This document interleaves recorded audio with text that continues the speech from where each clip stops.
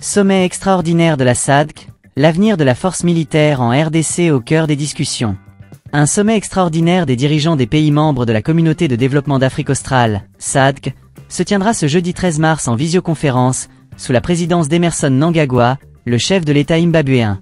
Ce sommet, qui réunira les leaders de la région, aura pour objectif principal de clarifier le sort de la force militaire déployée par l'organisation dans l'est de la République démocratique du Congo, RDC, une région en proie à un conflit violent et persistant. La réunion intervient dans un contexte particulièrement tendu, marqué par l'escalade des violences dans l'est de la RDC, notamment depuis la prise de la ville de Goma par le groupe armé M23 à la fin du mois de janvier. Les soldats de la SADC, déployés dans le cadre de la mission de la SADC en RDC, SAMIDRC, se retrouvent désormais dans une situation complexe, encerclés par les forces rwandaises, selon certaines sources. Cette situation a conduit à des appels croissants pour un retrait progressif de la force, bien que les modalités de ce retrait et les alternatives possibles restent à déterminer. Contexte du conflit dans l'est de la RDC. L'est de la RDC est depuis des décennies le théâtre de conflits armés impliquant une multitude de groupes rebelles, des forces gouvernementales et des acteurs régionaux.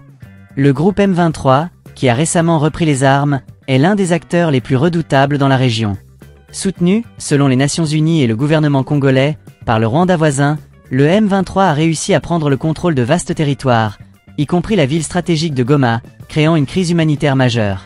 Face à cette situation, la SADC avait déployé la SAMIDRC en remplacement de la force régionale précédente, celle de la Communauté d'Afrique de l'Est, EAC, dont le retrait avait été exigé par Kinshasa.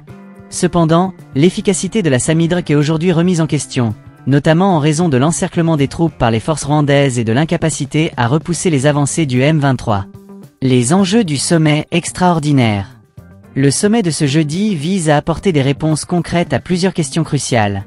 La première concerne l'avenir de la SAMIDRC. Faut-il maintenir la force sur le terrain, malgré les défis logistiques et sécuritaires, ou opter pour un retrait progressif, comme le suggèrent certaines sources congolaises proches du dossier? Si un retrait est décidé, par quoi la force pourrait-elle être remplacée? Ces questions sont d'autant plus pressantes que la situation sur le terrain continue de se détériorer, avec des conséquences humanitaires désastreuses pour les populations civiles. Une autre question majeure est celle de la coordination régionale. La SADC et l'EAC, deux organisations régionales clés, doivent trouver un terrain d'entente pour stabiliser la région.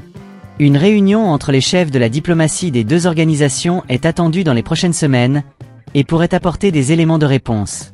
Cependant, les divergences d'intérêts entre les pays membres compliquent la recherche d'une solution durable.